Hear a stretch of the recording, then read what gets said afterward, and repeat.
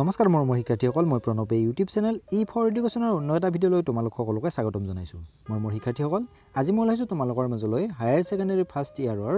তামুলপুৰ বাক্সা ডিষ্ট্ৰিক্টত অনুষ্ঠিত হোৱা হাফ ইয়াৰলি এক্সাম 2025ৰ এডুকেশ্যন কুৱেশ্যন পেপাৰখনৰ সমাধান তেতিয়াহ'লে আচৰণ পলম নকৰি আজিৰ ভিডিঅ'টো আৰম্ভ কৰোঁ তাৰ আগতে তোমালোকলৈ এটা অনুৰোধ মোৰ চেনেলটো যদি ছাবস্ক্ৰাইব কৰা নাই তেতিয়াহ'লে ছাবস্ক্ৰাইব কৰি দিবা আৰু কাষতে থকা বেল আইকনটো প্ৰেছ কৰি দিবা মই দিয়া এনেকুৱা ধৰণৰ শিক্ষামূলক ভিডিঅ'সমূহ বা বিভিন্ন প্ৰশ্নৰ উত্তৰসমূহ নিয়মিতভাৱে পাই থাকিবলৈ ইয়াৰ উপৰিও তোমালোকে যদি আমাৰ এই ইউটিউব চেনেলৰ হোৱাটছআপ গ্ৰুপত জইন হ'ব বিচাৰা মই ডেছক্ৰিপশ্যনত লিংক দিছোঁ তাত গৈ তোমালোকে জইন হ'ব পাৰিবা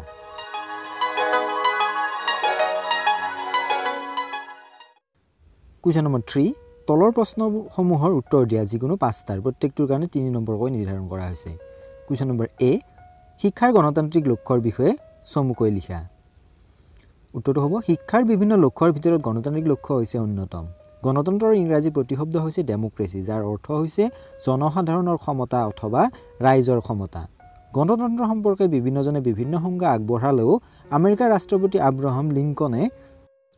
আগবঢ়োৱা সংজ্ঞাটি উল্লেখযোগ্য তেওঁৰ মতে গণতন্ত্ৰ হৈছে জনগণৰ কাৰণে জনগণৰ দ্বাৰা আৰু জনগণৰ নিজৰ প্ৰশাসন ব্যৱস্থা শিক্ষাৰ গণতান্ত্ৰিক লক্ষ্য জনসাধাৰণৰ বিকাশ আৰু জনকল্যাণৰ ওপৰত গুৰুত্ব দিয়ে গণতন্ত্ৰৰ মূল বৈশিষ্ট্য বা প্ৰমূল্যসমূহ হৈছে সামাজিক অৰ্থনৈতিক আৰু ৰাজনৈতিক ন্যায় বিশ্বাস চিন্তা তথা প্ৰকাশৰ ক্ষেত্ৰত স্বাধীনতা সুযোগৰ ক্ষেত্ৰত সমতা ভাতৃত্বভাৱ সহযোগিতামূলক বসবাস সহনশীলতা ইত্যাদি গতিকে গণতন্ত্ৰত বিশ্বাসী দেশ এখনৰ শিক্ষাৰ লক্ষ্য স্থিৰ কৰোঁতে ওপৰত উল্লেখ কৰা বৈশিষ্ট্যসমূহৰ প্ৰতি লক্ষ্য ৰাখি লক্ষ্য স্থিৰ কৰে কুৱেশ্যন নম্বৰ বি পুথিভঁৰালৰ 3টা শৈক্ষিক গুৰুত্ব লিখা পুথিভঁৰালৰ 3টা শৈক্ষিক গুৰুত্ব এনে ধৰণৰ পইণ্ট নম্বৰ 1 এটা ভাল পুথিভঁৰালত সকলো বয়সৰ লোকৰ বাবে প্ৰয়োজনীয় কিতাপ থাকে গতিকে ইয়াৰ জৰিয়তে ছাত্ৰ ছাত্ৰী তথা শিক্ষক উভয়ে উপকৃত হ'ব পাৰে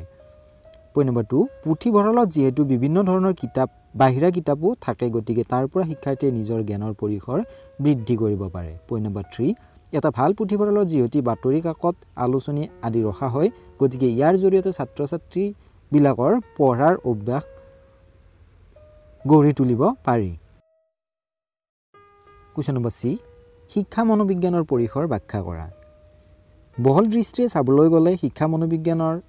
4বিধ বিষয়বস্তু ঘাইকৈ সাঙুৰি লয় সেইকেইবিধ হ'ল শিক্ষাৰ্থী শিক্ষণ প্ৰক্ৰিয়া শিক্ষাদান আৰু শিক্ষণৰ পৰিস্থিতি পৰিৱেশ আৰু মূল্যায়ন তলত এইসমূহৰ বিষয়ে চমুকৈ আলোচনা কৰা হ'ল পইণ্ট নম্বৰ 1 শিক্ষাৰ্থী যিকোনো শিক্ষা ব্যৱস্থাৰ কেন্দ্ৰবিন্দু হ'ল শিক্ষাৰ্থীসকল প্ৰতিজন ছাত্ৰ ছাত্ৰীৰে নিজস্ব গুণ আৰু প্ৰতিভা সুপ্ত প্ৰতিভা থাকে এইবিলাকে তেওঁলোকৰ শৈক্ষিক জীৱন তথা শৈক্ষিক উন্নতি অৱনতিৰ ওপৰত বিশেষভাৱে প্ৰভাৱ পেলায় সেয়েহে শিক্ষা মনোবিজ্ঞানৰ অধ্যয়নৰ পৰিসৰৰ ঘাই বিষয়বস্তু হৈছে শিক্ষাৰ্থী পইণ্ট নম্বৰ 2 ব্যক্তি পাৰ্থক্য প্ৰত্যেক শিশুৱে জন্মগতভাৱে কেতবোৰ গুণৰ অধিকাৰী হৈ আহে বিদ্যালয়ত ভৰ্তি হোৱা ছাত্ৰ ছাত্ৰীসকলৰ এনেবোৰ গুণৰ ক্ষেত্ৰত এজন আনজনৰ পৰা পৃথক জন্মগতভাৱে লাভ কৰা গুণবোৰ শাৰীৰিক মানসিক দুয়োবিধৰ হ'ব পাৰে আনকি যজা সন্তানৰ মাজতো কিছু পৰিমাণে হ'লেও পাৰ্থক্য পৰিলক্ষিত হয় গতিকে এইটো প্ৰতীয়মান যে শিশুসকল জন্মগত আৰু আৰ্জিত দুয়োবিধ গুণতেই ইজনে সিজনৰ পৰা পৃথক এই গুণসমূহে তেওঁলোকৰ আচৰণ আৰু শৈক্ষিক জীৱনৰ ওপৰত বিশেষভাৱে প্ৰভাৱ পেলায় গতিকে শিক্ষা মনোবিজ্ঞানে ব্যক্তি পাৰ্থক্য সম্বন্ধে অধ্যয়ন কৰে 3 নম্বৰ পৰিসৰটো হৈছে পৰিৱেশৰ ভূমিকা শিক্ষাক এক ত্ৰিপক্ষীয় প্ৰক্ৰিয়া বুলি কোৱা হয় সেইকেইবিধ হ'ল শিক্ষাৰ্থী শিক্ষক আৰু পৰিৱেশ বিভিন্ন প্ৰকাৰৰ যেনে গৃহ পৰিৱেশ শ্ৰেণী পৰিৱেশ সামাজিক পৰিৱেশ আদি এই পৰিৱেশসমূহৰ বিভিন্ন কাৰকে ছাত্ৰ ছাত্ৰী আৰু তেওঁলোকৰ শৈক্ষিক জীৱনৰ ওপৰত বাৰুকৈয়ে প্ৰভাৱ পেলায় শিক্ষা মনোবিজ্ঞানে পৰিৱেশ অধ্যয়ন কৰে আৰু শিক্ষাৰ্থী আৰু শিক্ষকৰ অনুকূল হোৱাকৈ শৈক্ষিক পৰিৱেশ গঢ় দি তোলাত সহায় কৰে 4 নম্বৰটো হৈছে বিকাশৰ বৈশিষ্ট্যসমূহ বিখ্যাত ফৰাচী দাৰ্শনিক আৰু শিক্ষাবিদ যে ৰুছুৰ মতে মানৱ জীৱনৰ ঘাইকৈ 4টা স্তৰ আছে সেইকেইটা হ'ল শৈশৱকাল বাল্যকাল বা লৰালিকাল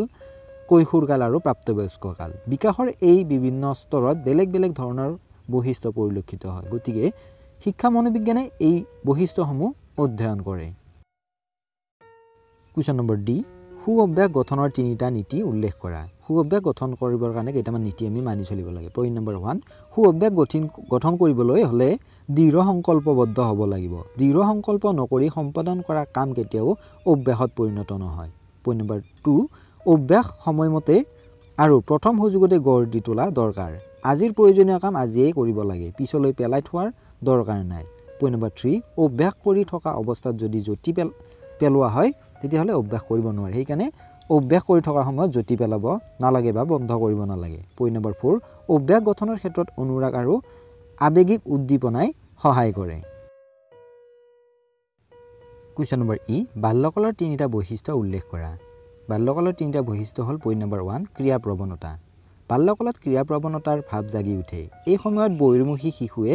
শৈশৱকালৰ দৰে ঘৰত খেলা ধূলা কৰাৰ পৰিৱৰ্তে বাহিৰত খেলি বেছি আনন্দ পায় এই সময়ত শিশুৰ ক্ৰিয়া প্ৰৱণতাৰ বিশেষত্ব এই যে ব্যক্তিগতভাৱে খেলাৰ পৰিৱৰ্তে দলগতভাৱে খেলিব বিচাৰে 2 নম্বৰটো হৈছে সমকামিতা বাল্যকালত ল'ৰাই ল'ৰাৰ প্ৰতি আৰু ছোৱালীয়ে ছোৱালীৰ প্ৰতি আকৰ্ষিত হৈ খেলা ধূলাৰ মাজেৰে বন্ধুত্ব আৰু ভালপোৱা গঢ়ি তোলে ইয়াকে সমকামিতা বোলে বিপৰীত লিংগৰ প্ৰতি যৌন আকৰ্ষণ নাথাকে পইণ্ট নম্বৰ 3 আৰ্জিত অভিৰুচি বাল্যকালৰ শেষৰ ফালে কিছুমান নিৰ্দিষ্ট বিষয়ৰ প্ৰতি ল'ৰা ছোৱালীৰ আগ্ৰহ আৰু অভিৰুচি জন্মে শিশুৱে নাচ গান ছবি অঁকা আদিৰ প্ৰতি অনুৰাগী হৈ উঠে পইণ্ট নম্বৰ 4 বহিৰ্মুখিতা বাল্যকালত শিশু বহিৰ্মুখী হয় এই সময়ত বাহিৰত খেলা ধূলা ফুৰা চকা কৰি শিশুৱে ভাল পায় ঘৰৰ পৰিৱেশ সংকীৰ্ণ বোধ কৰে কুৱেশ্যন নম্বৰ এফ শিক্ষা আৰু মনোবিজ্ঞানৰ সম্বন্ধৰ ওপৰত এটি চমু টোকা লিখা শিক্ষাক এবিধ আদৰ্শনিষ্ঠ বিজ্ঞান বোলা হয় ই ঘাইকৈ শিক্ষাত কেনেধৰণৰ আদৰ্শ আৰু নীতি অনুধাৱন কৰিব লাগে সেই বিষয়ে আলোচনা কৰে আনহাতে মনোবিজ্ঞান হৈছে এক বাস্তৱ ভিত্তিক বিজ্ঞান ই এনেধৰণৰ বিষয়বস্তু অধ্যয়ন কৰে যিবিলাক এজন ব্যক্তিয়ে এক বিশেষ পৰিস্থিতিত দেখুওৱা আচৰণৰ দৃশ্যমান শ্ৰব্য আৰু স্পৰ্শনীয় মনোবিজ্ঞানে অনুমানৰ ভিত্তিত তত্ত্ব প্ৰতিষ্ঠা কৰাৰ বিপৰীতে প্ৰত্যক্ষ নিৰীক্ষণ আৰু পৰীক্ষা প্ৰণালীৰ ওপৰত গুৰুত্ব আৰোপ কৰে এই দুইবিধ পদ্ধতিৰ সহায়েৰে তেওঁলোকে ব্যক্তিৰ আচৰণ সম্বন্ধে জ্ঞান আয়ত্ত কৰিবলৈ চেষ্টা কৰে ই সত্য যে দৰ্শনে শিক্ষাৰ তত্ত্ব উদ্ভাৱন উদ্দেশ্য নিৰ্ণয়ন আদি কাৰ্যত সহায় কৰে কিন্তু এইটোও অতি মন কৰিবলগীয়া বিষয় যে শিক্ষা তত্ত্বৰ প্ৰয়োগ আৰু শিক্ষাৰ নিৰ্ধাৰিত লক্ষ্যসমূহত উপনীত হোৱাৰ ক্ষেত্ৰত মনোবিজ্ঞানেহে বিশেষ বৰঙণি আগবঢ়ায় আগৰ পণ্ডিতসকলৰ মতে বহুতো শিক্ষাৰ তত্ত্ব মনোবৈজ্ঞানিক চিন্তাৰ চৰ্চাৰ পৰা উদ্ভাৱিত হৈছে প্ৰতিটো শিক্ষা ব্যৱস্থাৰে নিজস্ব কেতবোৰ নীতি আৰু আদৰ্শ আছে উদাহৰণস্বৰূপে পূৰ্বৰ প্ৰাথমিক শিক্ষা ব্যৱস্থাৰ নীতি আৰু আদৰ্শ উচ্চ মাধ্যমিক শিক্ষা ব্যৱস্থাতকৈ সম্পূৰ্ণ পৃথক কিন্তু যিকোনো শিক্ষা ব্যৱস্থাৰ কাৰ্যকৰী বা ফলপ্ৰসূ হ'বলৈ হ'লে মনোবিজ্ঞানৰ সহায় অপৰিহাৰ্য কাৰণ বিভিন্ন মানসিক প্ৰক্ৰিয়া যেনে শিক্ষণ স্মৃতিশক্তি অভিৰোচন বৌদ্ধিক ক্ষমতা ব্যক্তিত্ব গঠন আদি সম্পৰ্কে জ্ঞান শিক্ষা ব্যৱস্থা কাৰ্যকৰী কৰিবৰ অৰ্থে অতি প্ৰয়োজনীয় শিক্ষা ব্যৱস্থাৰ এই ঘাই উপাদান হৈছে শ্ৰেণীকোঠাৰ শিক্ষণ মন সম্বন্ধীয় জ্ঞান বিশেষকৈ শিক্ষাৰ্থীৰ বুদ্ধিমত্তা আগ্ৰহ অভিৰুচি আদি বিকাশৰ বিভিন্ন স্তৰত কেনেধৰণৰ হ'ব একমাত্ৰ মনোবিজ্ঞানৰ জ্ঞানৰ আধাৰতহে ভিন ভিন শিক্ষণ পদ্ধতি প্ৰস্তুত কৰা হৈছে উদাহৰণস্বৰূপে ক'ব পাৰি যে বিভিন্ন শিক্ষা ব্যৱস্থাত বৰ্তমানে প্ৰচলিত কৰ্মৰ জৰিয়তে শিক্ষা খেলাৰ মাধ্যমেৰে শিক্ষা প্ৰজেক্ট পদ্ধতি আনন্দদায়ক শিল্প আদি নতুন পদ্ধতিসমূহ মনোবিজ্ঞানৰে অৱদানৰ ফল আনহাতে